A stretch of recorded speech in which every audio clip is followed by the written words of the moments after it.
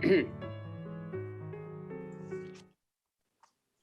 afternoon, good morning, good evening to some of you. My name is Mike Fagelman, and I'm the Executive Director of Honest Reporting Canada. Thank you all for joining us for today's Insider Briefing. As you may know, Honest Reporting Canada is headquartered in Toronto, and we work with our 50,000 subscribers to ensure fair and accurate Canadian media coverage of Israel. Since our founding some 17 years ago, we've prompted close to 2,500 different corrections, retractions, and apologies in different Canadian media outlets, and have an overall success rate of 80%. Our monthly Insider Briefing webinars feature world-renowned experts and today's thought leaders, giving you the tools and the knowledge to help you to fight media bias against Israel, whether discussing Iran's quest for nuclear weapons, the legitimate boundaries of the State of Israel, illicit terror financing, or the Middle East peace process. Our educational briefings give you a deeper understanding of the issues, allowing you to counter the disinformation campaigns waged by Israel's detractors. To date, our webinars have had record attendance with over 10,000 viewers, enabled thanks exclusively to your patronage and partnership of our work. And as a nonprofit organization, we rely exclusively upon your support, whether personal donations, large or small, and we're deeply grateful for your patronage. It powers events like these and helps us to fight media bias against Israel. If you can consider sponsoring this webinar or a future webinar, please go to www.honestreporting.ca. And now I have the great pleasure and honor of introducing you to our co-founder and our chairman, Mr. Jonas Prince. Jonas. Thank you, Mike. And thanks to everyone for tuning in today. I'm sure you'll find this an exciting and provocative hour. Today, we are privileged to host someone who does not take the easy way or the well-trodden path.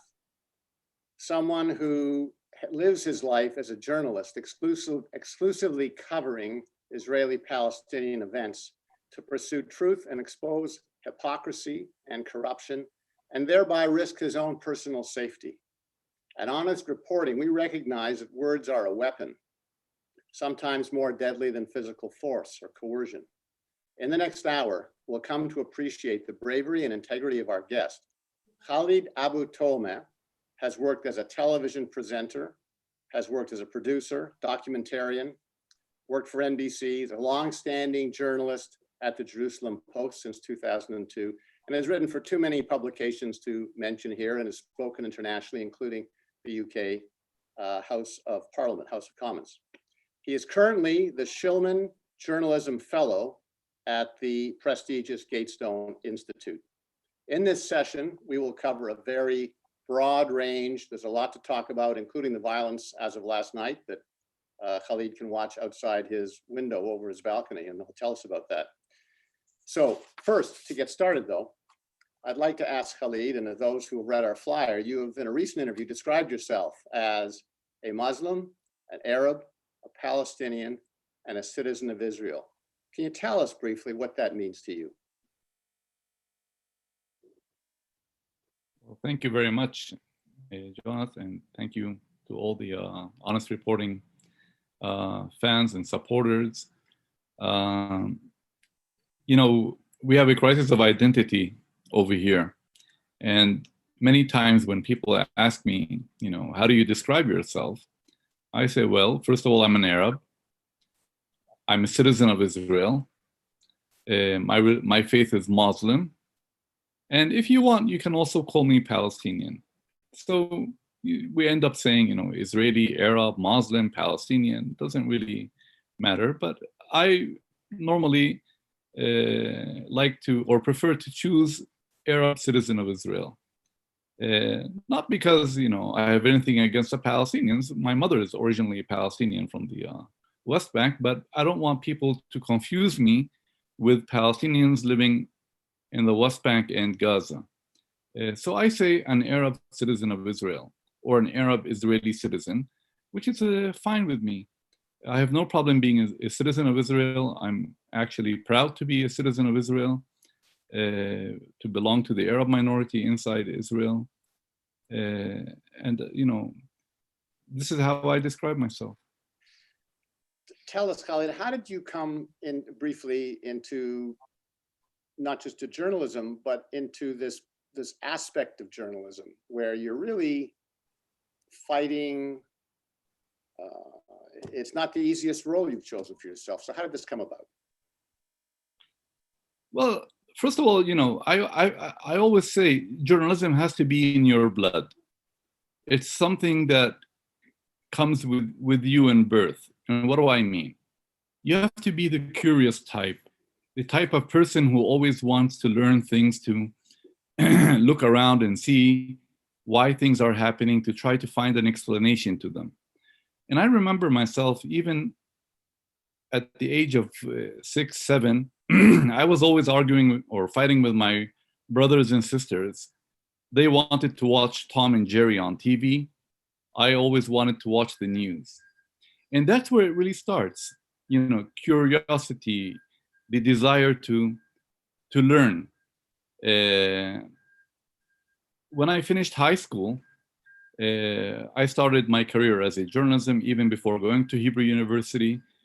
I found, first of all, work in a Palestinian newspaper in East Jerusalem, then at Israel Television, then with the international media, writing also for the Israeli media.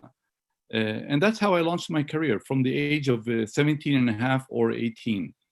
Now, I see journalism as being some kind of a mission. Now, it's not about being pro-Israel or pro-Palestine.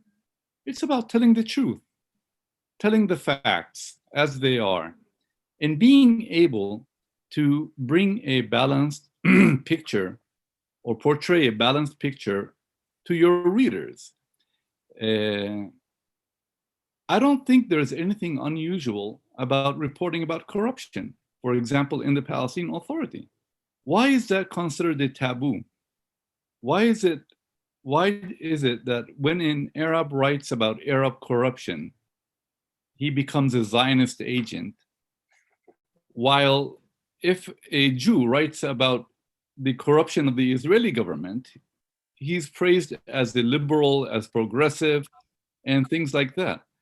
Now, I can understand where it comes from, because I come from a culture where the Arab culture, the Muslim culture, the Palestinian culture, if you want, where criticism of the government and the president and the prime minister or of your people is considered an act of treason. In our culture, a journalist is supposed to be loyal to his president, his prime minister, his government, his homeland, his people. And the truth, it doesn't really matter right now. And I'm often criticized by some Palestinians and others for simply reporting the truth, the facts. I go to Ramallah almost every day, and the only criticism I get when I go there is, okay, Khaled, what you reported is accurate, it's true, but you shouldn't have reported it. Please shut up. So that's where it really comes from. Let me ask you this, Khaled. Let's expand. So we're right in the heart of what we do, which is media bias and honest reporting. And I want to expand this. And it's fascinating what you say about the point of view of the Palestinians towards this loyalty you should have. But what about the Western media? I'd like to read you something you wrote. Many Western journalists do not feel the need to conceal their hatred for Israel and the Jews. But when it comes to the Palestinians, these journalists see no evil. So you explain the Palestinian journalists, but what about the rest of the journalists? Are you talking about the Western journalists? Yes. Look, I've worked over the past 40 years with hundreds of international reporters and journalists and very prominent correspondents from all around the world. One of my jobs has been to help international reporters who come here cover the Palestinian issue. And I can talk from, firsthand experience. What I'm writing and saying is not based on what I heard. It's based on my own experience with the international media. Now, there is a problem. There's a very serious problem when it comes to covering the Israeli-Palestinian conflict. And what do I mean by that? I would say something like this. If I were to sum up my experiences with the international media, I would say that most of them, the majority, they look at this conflict as if it's a conflict between good guys and bad guys. The good guys are the poor Palestinians, and the bad guys are Israel. And that's where it really starts. Some of them come to this part of the world already with this perception. And it's like, Khaled, please don't confuse us with the facts. Now, what happens is that many of these journalists, they wake up in the morning and they search for any story that reflects negatively on Israel. And it doesn't matter what happens in Gaza, in the West Bank, that's not a story. It's like, oh, give me an anti-Israel story and maybe my editors will be happy and my readers will love me and maybe my publisher will reward me, and then afterwards I can go to the university campuses and be described as a hero and a liberal and a progressive guy, and I can later even go to the bar at the American Colony Hotel and hang out there, or go to a fancy restaurant in Ramallah. So, I mean, that's part of it. Now, I'm not saying that all the media is like that. But what I'm saying is that this obsession with Israel on the part of many journalists has caused Israel huge damage. It's actually delegitimizing Israel and even demonizing Jews. And now, I'm not saying Israel should not be criticized, but excuse me, isn't there any wrongdoing on the Palestinian side? Why is it that many of these journalists turn a blind eye to corruption in the Palestinian Authority, to lack of freedom of speech under the Palestinian Authority in the West Bank and under Hamas in Gaza? These are questions that we need to ask. After the Oslo Accords, had the international media back then paid enough attention to what Palestinians were saying about corruption, about the fact that the Palestinian Authority was depriving its own people of the international aid? Had the international media paid enough attention back then to these complaints, we would have been in a much better situation. Why? Because if newspapers in Canada and in Europe and in the US report about what's happening to US, Canadian, European taxpayer money, it's possible that the public would have gone to the leaders in your countries, banged on the table and said, excuse me, why are we funding corrupt regimes? Why is our money being stolen? But no one wanted to pay attention. Only a few journalists did, by the way. Yasser Arafat got away with the corruption. He deprived his people of the international aid. That played into the hands of Hamas, and look where we are now. It's a total mess. So I do have a problem with the international media's take on this conflict, and I'm sorry to tell you, it hasn't changed. It's because of this reporting. It is because of this reporting that we see an increase in anti-Semitism, that we see all these people at the university campuses waging all these anti-Israel campaigns. And it's time for the international media to also start paying attention to what is happening on the other side. Some of the foreign reporters tell me, oh, we're scared. We can't report because we need to go back to Ramallah, we need to go back to Gaza, it's dangerous. And I tell them, excuse me, if anyone should be afraid, it's me, the local Arab journalist who's living here. You guys have, embassies, you have consulates, you have your own governments that will protect you. And secondly, why are you going to cover a conflict if you're going to allow yourself to be intimidated by one party? You will never be able to do your job. So you need to quit journalism and go find yourself another job. Can you imagine if Israel was threatening them? You know, ironically, some of these journalists sometimes tell me, oh, you know, we can't report anything that reflects negatively on the PLO, Hamas, because it's not like Israel, it's not democracy. And I'm like, what? You know, so there is a problem.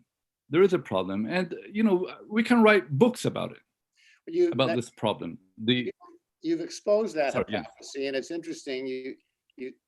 I was going to ask you, but I think you've answered the question. Has, over a period of time, and you've been doing this for quite a while, have things gotten better? And I think you've just said things have stayed the same, which is discouraging. Do you think things have gotten worse in a way?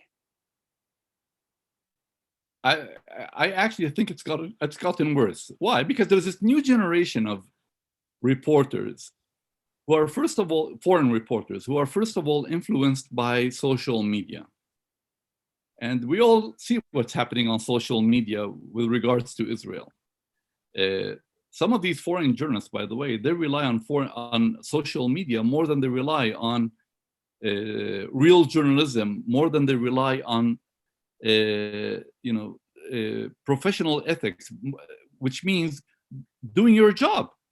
You can't just take stuff out of social media and report it as if, you know, you are an expert and you've been there and you've talked to people. That it doesn't work like that. So, you know, what was your specific question about? You've called these in the past parachute journalists. Do you want to talk about what you mean by that? Exactly. I mean, that's exactly what I mean. Look, I've met many journalists who came to this part of the world with no knowledge about the Middle East. You can't get on a plane, read the Time magazine or the New York Times, and land here for the first time in your life and start reporting as if you are an expert. I've met journalists who don't know what Hamas is. I've met journalists who have asked me to, recently, by the way, only 3 or 4 years ago, I've met journalists, foreign journalists, who have asked me to take them to interview Jewish settlers living in Gaza. And other journalists, I've met other journalists who have asked me to take them to see the mass graves in Jenin, where Jews massacred thousands of Palestinians in 2002. And, you know, endless. And it's like, excuse me, folks, I mean, do your homework. You can't send someone who is covering the sports in France to do stories over here. It doesn't work like that. There is a lot of ignorance also, and these are what we call the parachute journalists you are talking about. Many of them, you know, I'm sorry to tell you, but they've become like a joke, and they are harming our profession. Sometimes I'm even ashamed to say that I'm a journalist when I see how some of these journalists are reporting. Let me ask you this. At a high level, there's a bias and there's hypocrisy. When there's misreporting at Honest Reporting, it's pretty easy to see the misreporting, and it's pretty easy to write and try and do something about it. The hardest challenge for us is when there's dishonesty by lack of reporting or omission or failure to cover some things. And in today's world, where we're particularly sensitized, certainly on this side of the ocean, to human rights and extremely paying attention to human rights issues, you've written this about human rights. The international community pays attention to the Palestinians only when they are victims of Israel. The continued obsession of the media on Israel allows the Arab countries, as well as the Palestinian Authority and Hamas, to proceed with their systematic violations of human rights and freedoms of speech. Why does this get overlooked? look, let me tell you something like this. One of my jobs here is to tip off international journalists about stories. Okay, you know, they ask me, oh, please let us know when you have a good story. Let's say tomorrow morning, I call my colleagues and I tell them, I have a good story for you. They will ask me, what's the story? I will say, 6 Palestinians have been killed in Gaza. They will say, oh my God, that's a great story. We need to get there quickly. Can you please help us? And then, you know, on the way, they will say, wait, who killed them? Hamas. Then, you know, the whole situation changes and it's like, oh, Khaled, you know, I have to take my wife to the dentist. The other guy has to drive his daughter to school. The third guy has an appointment with his friend. And yeah, so there's no story. Why? Because, you know, Israel is not involved. Now, if I call the same group of journalists and I tell them, listen, I have a good story for you. They will ask me, what's the story? I will say, well, today a Jewish soldier slapped a Palestinian on the face. They will say, what? Where did that happen? Let's hire a helicopter and fly to that place because that is breaking news. Now, this is basically what's happening. I've covered, or I've been at demonstrations in Ramallah where Palestinian police used excessive force to disperse Palestinians, you know, protesting against corruption, against crackdown on free speech and things like that. I didn't see many journalists over there, many foreign journalists. And I didn't see foreign journalists even report about these demonstrations.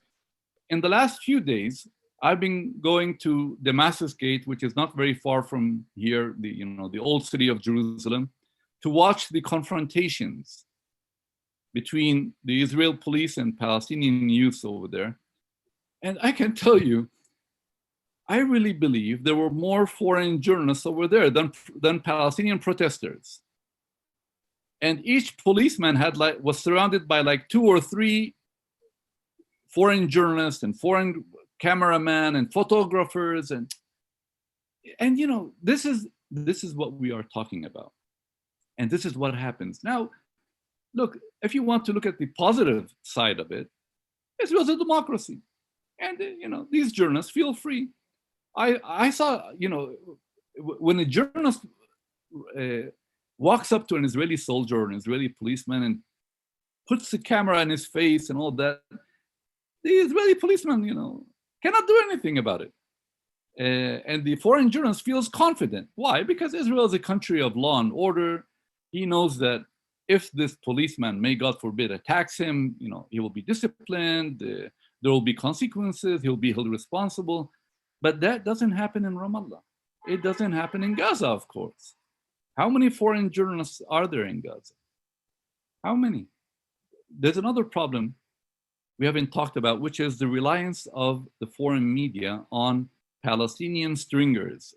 Mm-hmm. And stringers means assistants, helpers, and people who provide them with the information. Now, if some of these stringers and producers or assistants are affiliated with the PLO and Hamas, that means they set the agenda. They tell you what the story is, and you are totally in their hands. You are not independent anymore. And you cannot report anything that angers them because they will stop working with you. So that's another issue that needs to be taken into consideration. Let me ask you about a lot of the conversation around peace in the Middle East revolves around the refugees and the refugee status. And again, I'm going to quote yourself on this topic because it's as articulate as I've seen. And you write about how Palestinian leaders treat their refugees. And what you said this recently, Palestinian officials would rather see their people continue living in devastating poverty as refugees than improve their living conditions. They want millions of Palestinians to remain stuck in refugee camps so that the Palestinian leadership can continue milking the world for money. Now that's strong words. Tell us about that. Well, I see that you've been reading Gatestone, which is not a bad idea, but yes, why not? Why are we not allowed to use harsh words? What's wrong with criticizing Palestinian leadership? The article you were referring to was about Palestinian refugees demonstrating in front of the Palestinian embassy in Lebanon to demand that the Palestinian leadership help them. These are refugees who ran away from the civil war in Syria. You know, they ran away to Lebanon and they went to the Palestinian embassy. They approached the Palestinian leadership asking for help. And what kind of help did the Palestinian Authority provide them? It sent thugs and security officers to beat the refugees. And the reason I wrote about this was because it really reflects the long-standing policy of Palestinian leadership towards the issue of refugees.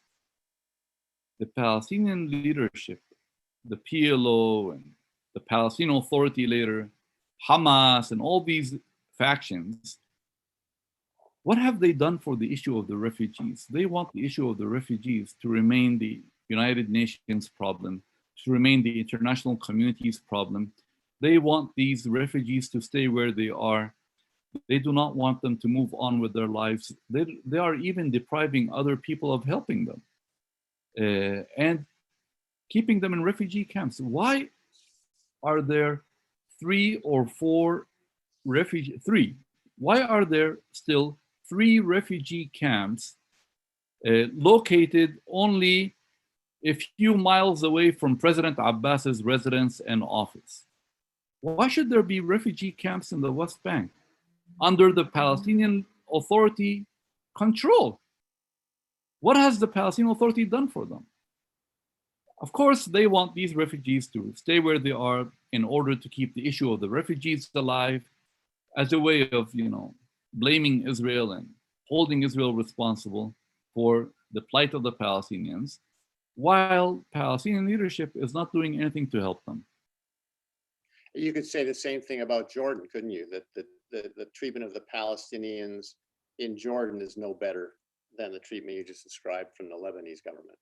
Well, and ironically, in Jordan, it's still a bit better. It's relatively good because in Jordan, Palestinians still, Jordan's like one of the few countries that still gives Palestinians temporary citizenship, passports, which is not bad. I mean, the other Arab countries don't care at all. They don't give them, the Arab world treats the Palestinians as second class, third class, and fourth class, and fifth class citizens. Do you know how many calls I get from Palestinians living in Arab countries asking me if I know someone inside Israel who they can bribe to get an Israeli passport and move to Israel? In Lebanon, there's a law that bans Palestinians from working in 52 professions. It used to be 70 professions. A Palestinian in Lebanon cannot be a carpenter, a cab driver. In Egypt and other Arab countries, Palestinians are deprived of the right to ownership of land, of property, and other property. And there are endless examples. This is the real apartheid, by the way, which no one talks about. And at Gatestone, we regularly expose this, and we don't get answers, but it's an eye-opening. People call me and say, "Wow." Just to remind people, we have a map I'd like to put on the screen of Israel and the Middle East as to what we're talking about in terms of land and the amount of attention Israel gets. So on this map, you can see in the light color, I would call the Arab world, essentially the Arab countries. And then there's a little tiny piece off the med there called Israel. So you see it as a land area. And I think the point is that the Arab world is not coming to the aid of the Palestinians themselves. We can take that down. It's not coming to the aid of the Palestinians themselves. But so the interesting question to me, and you'll have a point of view on this, is that you have this corruption at the top. It's visible. I'm sure what you're saying is known to the Palestinian person himself on either side of the green line, or wherever they're located, this corruption, this subjugation. There was no Arab uprising, so to speak, against the governing authorities, be it Hamas or Fatah, 10 years ago when that Arab Spring took place. It kind of fizzed out, we know. But what level of discontent is there, if any, by the young against this kind of oppression? And we'll get to late elections in a few moments, so I don't want to get into that right now. But why is there just an acceptance of this kind of suppression? Look, at the beginning of the so-called Arab Spring, we did have a Palestinian Spring. We did have Palestinians in Gaza who protested against Hamas, and we had Palestinians in Ramallah who protested against the Palestinian Authority. In Gaza, they set up tents in downtown Gaza, in the center of Gaza City, with all these youth and chanting, slogans against Hamas. We want regime change. They were trying to copy what was happening in Egypt. And in Ramallah, the same thing happened. But this Palestinian Spring was short-lived. It was quickly suppressed by Hamas and by the Palestinian Authority. They sent policemen and thugs to burn the tents, to beat up the activists, and that was the end of the so-called Palestinian Spring. Now, does that mean that Palestinians are not aware of the corruption and of all these repressive measures by the Palestinian Authority and Hamas? Yes, they are. Does that mean that there are no Palestinians who are speaking out? Yes, they are. But where are they? Most of them do it secretly. Some of them are living abroad, or some of them have to move into Israel to be able to demand reform and democracy for their own people in the West Bank and Gaza. Then there is the element of fear. I can understand many people who are living in Gaza and are afraid to speak out. And the same thing happens in Ramallah, in the West Bank. Not only are people afraid of being arrested or killed or harassed by these two governments, the Palestinian Authority and Hamas, they're also afraid of losing their jobs. What happens is that if you criticize, for example, the Palestinian Authority, you will end up without a job. The Palestinian Authority is the largest employer in the West Bank, and people are worried. They don't want to lose their jobs. They don't want their relatives to be deprived of jobs. And so that's one of the reasons why you don't see this, this intifada or uprising against bad government. People are, for all these reasons, fear of being attacked, fear of losing their jobs, fear of retribution, and things like that.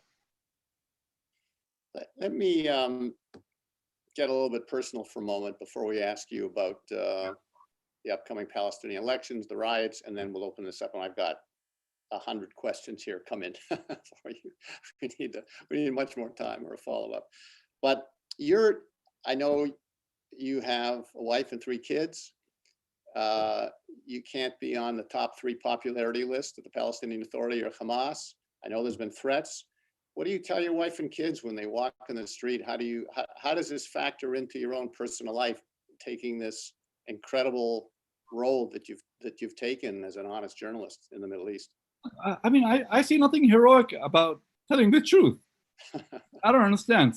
Since when are people awarded for telling the truth or for not lying? I mean, this is many people call me and say, "Oh, you are very courageous. We want to give you an award." I say, "No. Why do I deserve an award? What did I do?" But look, I live in Israel, fortunately for me.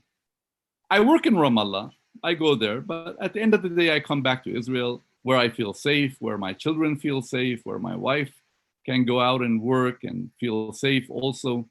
Why? Because in Israel, no masked man will knock on my door at night and threaten to kill me, or no policeman will come to arrest me for criticizing the Palestinian Authority. That does not happen inside Israel. And I even find it sad and ironic that I, as an Arab Muslim, I feel safer living under Israel than I do under a Palestinian or a Muslim regime in this part of the world. I said before, it's not about being pro-Israel or pro-Palestine. And, it's about telling the truth, pro the facts and the truth. Going back to the issue of the international media and all that, just to tell you about the difficulties I face or the challenges. There were times when I was working with newspapers like The Observer in London, BBC, and other outlets that are not known for their, let's say, support for Israel. And we used to report stories very critical of Israel. And I even worked for a Hebrew newspaper that was criticizing Israel. Okay, that's legitimate. We didn't criticize Israel out of hatred for Israel. We criticized the police when they did something bad. We criticized the government when it took a wrong decision or things like that. During the time that I was helping the international media and reporting about stories that reflected negatively on Israel, I received 9 international awards. 9.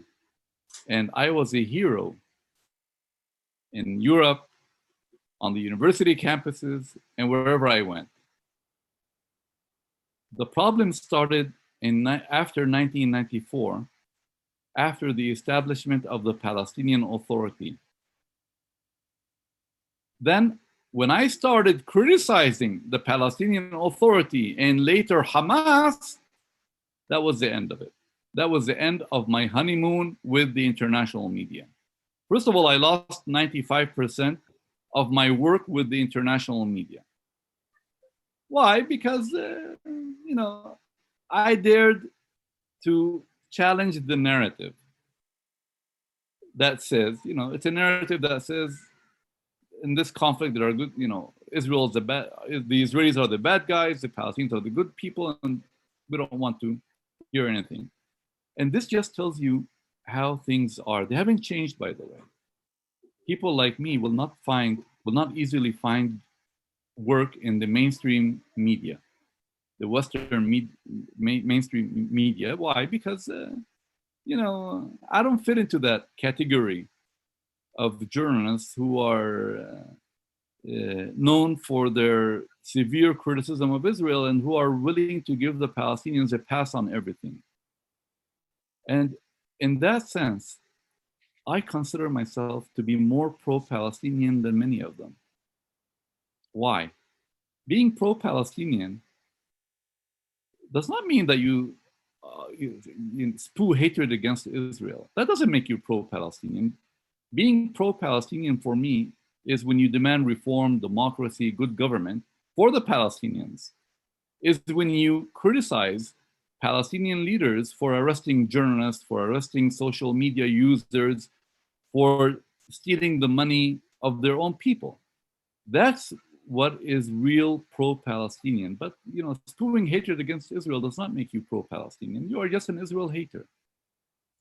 I've always thought that peace may well come by the businessmen before it'll come from the politicians. And when I say that, what I'm seeing is, if you look in who's in the pharmacies in Israel, who's in the hospitals, who's in the universities, the professions, you see many, many Palestinians, you see the representation, you see success, you see an evolving middle class.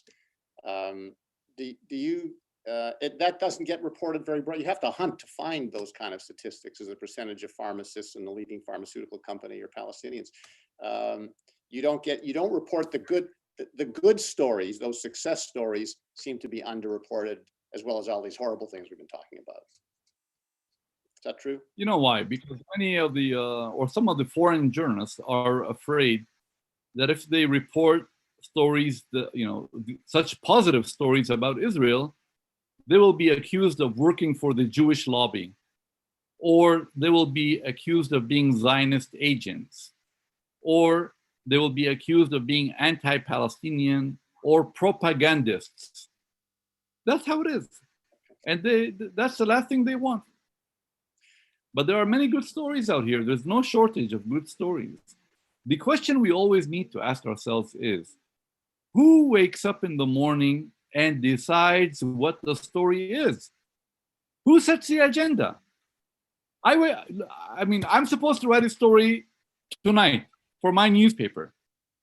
I can choose what to write. Now, I can go now to a Palestinian, to an Israeli checkpoint, interview 3 Palestinians who will tell me how bad Israel is, and I can write 6.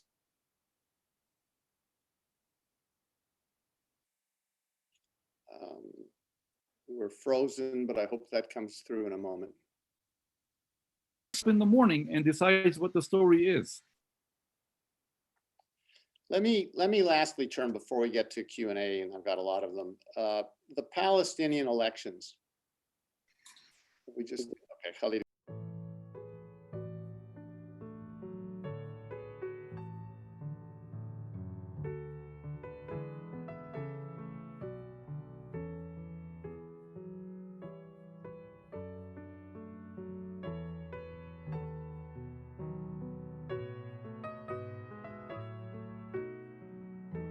Years later, seems he's not called an election. So 12 years, no election. The Israelis seem to call elections every 12 minutes. I think they've had 4th in 2 years and maybe a 5th coming up. So what is behind the rivalry? We know last time the last election led to a civil war. We have probably the leading component, Marwan Barghouti, is imprisoned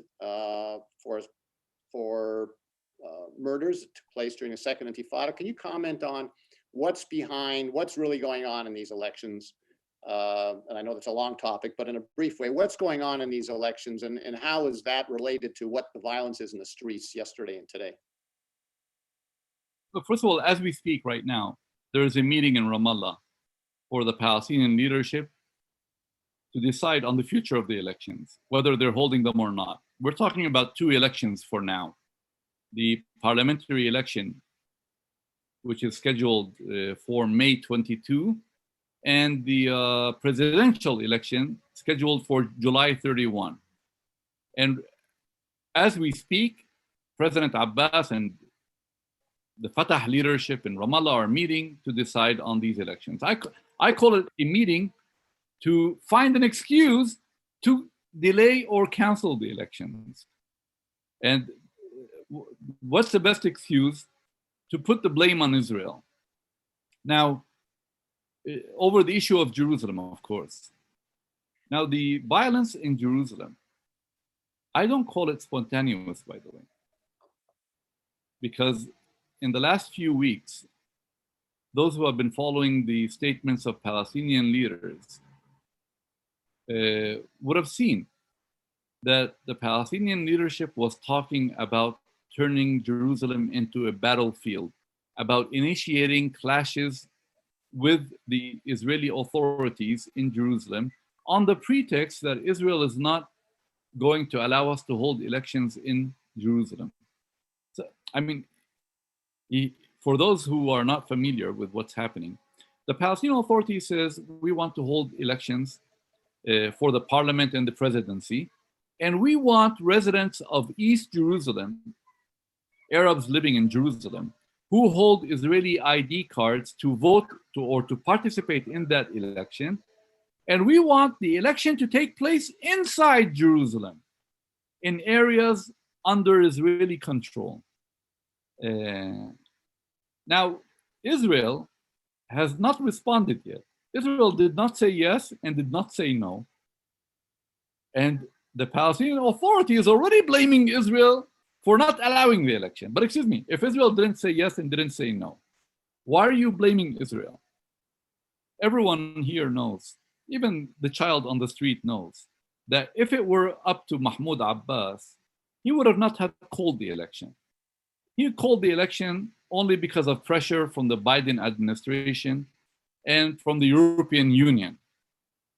But why hold elections, 16 years later? And what is it going to benefit him? So he was happy sitting there. The Europeans, the Biden administration came to him and say, go have elections, we want to see reform, we want to see democracy. And now he and even Hamas are using the issue of Jerusalem, the violence in Jerusalem, as an excuse to put all the blame on Israel. But why can't you, for example, vote online? There's been a proposal from the European Union to let the residents of East Jerusalem participate in the Palestinian election online. The Palestinian Authority said, no, we want the election inside Jerusalem. It's like, even no matter what you offer them, they will always find a way to put the blame on Israel. And the funny part is, and many journalists have not noticed this, is that in the last 3 elections for the Palestinian parliament and the Palestinian presidency, only a few thousand residents of East Jerusalem participated. The vast majority did not care. So it's not really an issue. The participation or non-participation of Arabs in Jerusalem in the Palestinian election will not impact the results of the election anyway, because the majority of these Arabs don't participate in the election. They don't care about the election. They want to be part of Israel. Many of them are even worried that if they vote in the Palestinian elections, they will lose their status as permanent residents of Israel. So this is how it's playing out. But for now, the general assessment over here is that President Abbas and the Palestinian leadership are looking for an excuse to delay or cancel the election, and by putting all the blame on Israel. And just before we leave the topic of elections, does the failure of Netanyahu or Bennett or anyone at the Knesset to form a party change this landscape in any way from the perspective of Fatah or Hamas, or is it just a non-event? Absolutely not. Absolutely not. Look, Fatah, Hamas, PFLP, DFLP, they see no difference between Benjamin Netanyahu, Bennett, Shimon Peres, Ehud Olmert, Ariel Sharon. They do not see a difference. It doesn't really make much of a difference. And they say it. They say there's no difference between right and left in Israel. They see Israel as an enemy. And it doesn't really matter. People forget, but we had Yitzhak Rabin in power. We had Shimon Peres in power. We had Ehud Olmert. We had left-wing, we had right-wing governments in Israel. It didn't change anything. The Palestinians do not relate to Israel in accordance with the identity or the political affiliation of its leaders. They see Israel as an enemy. Well, there's a topic of incitement we didn't talk about, and I put up one slide that shows a map of the Middle East that I'm told is what kids study when they go to school. And so noticeably missing here is Israel. And so the narrative for the young is, and there's much more horrific anti-Semitic kind of things that are there online that we see. I'm not going to post them because we all know what they look like. But this is part of the problem, is this kind of incitement and perpetuation of this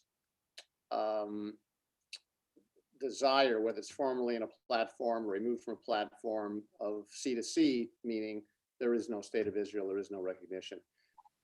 Let me, Khaled, I want to turn to, I've got loads of questions, so let me take the last few minutes and honor some of these people who are writing in. And I don't think I'll identify people by name, although maybe they want to be identified by name, but just to ask a couple of these questions. somebody is asking, what are the visions for the end of conflict held by the Palestinian Authority and Hamas? Well, the really question is there a vision for an end? Is there a vision for the end of an end of conflict by the leaders of Hamas or the PA? Well, we're talking about two different visions here, at least publicly. The Palestinian Authority in public is saying, we support a two-state solution. But they're also saying Israel must give us 100% of what Israel took in 1967, which means give me all of East Jerusalem, give me all of the West Bank, give me all of Gaza. And then we will talk about the right of return for the Palestinian refugees and other issues. But give me 100% and there will be a deal. Now, Hamas, on the other hand, they have their own vision. They haven't changed. I've been following Hamas from day one. I was actually sitting in Gaza at the press conference when Hamas was established in 1988. And I give them credit for being very honest, very consistent, and very clear about their strategy. And it's very simple.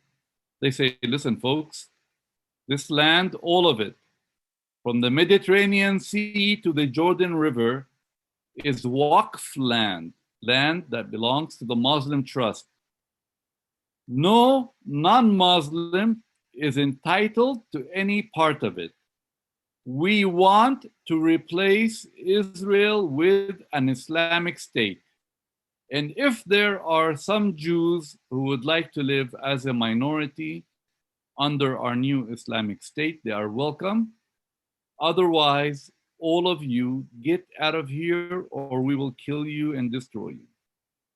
So these are the two visions that we have so far.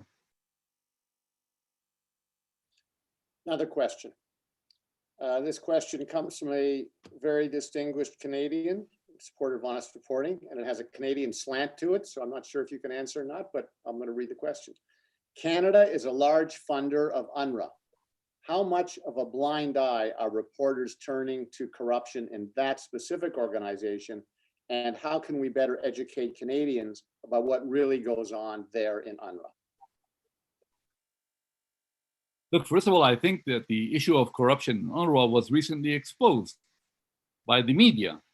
If you remember the issue of the some financial corruption, moral corruption, there was a commission of investigation. I don't know what happened with that investigation, but there was talk about that kind of corruption among the top brass of UNRWA. If you're talking about other corruption, other forms of corruption, like the, what do they do with the money that they get? How do they distribute it and all that? I'm not very familiar with that topic. But the question about UNRWA is much more complicated. UNRWA has been there for nearly 70 years now, or over 70 years. And it has, on the one hand, provided all kinds of services to the Palestinians. We're talking about education, health, and medical services. Okay. But then the question we need to ask ourselves is, what has UNRWA done to help these people move on with their lives? You can't give money to people in order to stay where they are. You're not helping these people build a future for their children. You're not helping them relocate, start a new life. You're just giving them money, giving them food, giving them education, and telling them stay where you are. Now, if you're doing that, you are actually perpetuating the issue of the problem of the refugees. That's number one. And more seriously, you are doing something much more dangerous than that. You are creating new generations of refugees. What does that mean? UNRWA allows Palestinians to inherit the status of refugees from their parents, from their grandparents. So if the real number of Palestinian refugees was, let's say, 400, 500,000, now we go to UNRWA and you ask them how many Palestinian refugees are there, and they will give you a figure close to 6 million or 5.5 million. And it's like, what? So UNRWA is not only perpetuating the problem, it is making it bigger by creating these new generations. And I know people living in Canada, in Toronto and other places, who hold the card of a issued by UNRWA stating that they are refugees. So how does UNRWA help in that sense? Maybe the Canadians and the other donors need to go to UNRWA and start searching for solutions. But you can't continue like this. It doesn't work like that. For Israel, by the way, it's a dilemma, and I'll tell you why. In many ways, if you think about it, UNRWA exempts Israel of its own responsibility towards these people.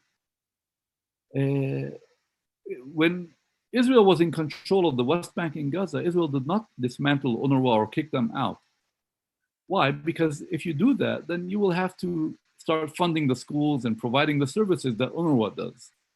So, if you want to get rid of UNRWA today in the West Bank, for example, you need to find an alternative. And the best alternative is the Palestinian Authority that is receiving hundreds of millions of dollars from the international community. It should be responsible for these refugee camps and not UNRWA. It should be responsible for providing these people with jobs and other services and not UNRWA. Because my concern is that if we bring down UNRWA today, the Palestinian Authority is not going to step in, and then the world will come to Israel and say, okay, Israel, now you go. You hire these teachers, you hire these workers of UNRWA. So for Israel, it's a dilemma, as I said. I'm not sure if we have time for one last quick question I'll ask you, because it deals with the future and one tries to be optimistic about the future. And really the question is, what hope for the next generation of Palestinian journalists do you have? Well, if you're referring to my colleagues in the West Bank and Gaza, I'm sorry to tell you that, when I look at how they are operating right now, or many of them, I see that many of them see themselves as foot soldiers serving the revolution, as being part of the establishment, as being a spokesman for their government, for their people, for their homeland, which is okay. I mean, I'm not saying Palestinian journalists should not identify with the Palestinian people, but you need to draw the line between your loyalty to your cause and your leaders and your loyalty to the profession. And I would like to see more journalists who are independent, who are following the ethics of journalism. And I do have some colleagues here and there, but they're not in an easy situation. Again, if you're living under Hamas and the Palestinian Authority, you're taking a big risk, because these two governments do not tolerate any form of criticism. They do not understand journalism. We don't have a free media in the West Bank under the Palestinian Authority, and we don't have a free and independent media in Gaza. I can't even talk about a media in Gaza, by the way, under Hamas, because it's almost vanished over there. Well, on that note, I'll remind people that next Monday, I think, is International Journalism Day. So hopefully we can take what you've just said, upload it and broadcast it to the world and improve the state of journalism. Khaled, I can't thank you enough. It's not uncommon for brave people not to see their own bravery. I don't think Nobel has a prize for honesty, but if they did, I'd be nominating you. Again, thank you to you for that incredible time. There's so much we did cover. There's a lot more we didn't cover, but I think it gave people some exposure to the depth and the breadth and the work that you're doing, for which we are very appreciative. I will thank you to everybody that's tuned in. I'll turn it over to Mike to wrap up and tell us about the future. Thank you, Khaled. Appreciate that. Thank you. So Khaled, we build this insider briefing as what promised to be the most provocative event of the year, and there's no question you certainly didn't disappoint. And we live in a world that's all too often very politically correct. We kind of live in an echo chamber, and that suffers from self-censorship. And it was sobering to hear your candid and expert perspective on a topic that's traditionally considered the third rail by our media. Your comments today, they really underscore how the Palestinian Authority and Hamas's corruption, their anti-democratic credentials, and incitement pose major and very, very significant obstacles to peace in the Middle East. On behalf of Honest Reporting Canada, on behalf of our 50,000 subscribers, and amazingly, and this is a record for us, about 1,000 people today who joined us on this webinar, I want to thank you for taking the time to speak with us. And though you're humble and modest, I want to applaud you for your bravery and again, for your honesty. So that wraps up today's insider briefing. I'll do a bit of a shameless plug in encouraging you to please diarize our next insider briefing, which is going to be on May the 23rd. We're featuring Itamar Marcus. Itamar is the founder and director of Palestinian Media Watch on the topic of incitement and indoctrination to hate in Palestinian media. And everyone for joining us today, I'm tremendously grateful for your patronage and for your partnership. And please tune in for our next webinar. Thank you all very much. Take care. Thank you.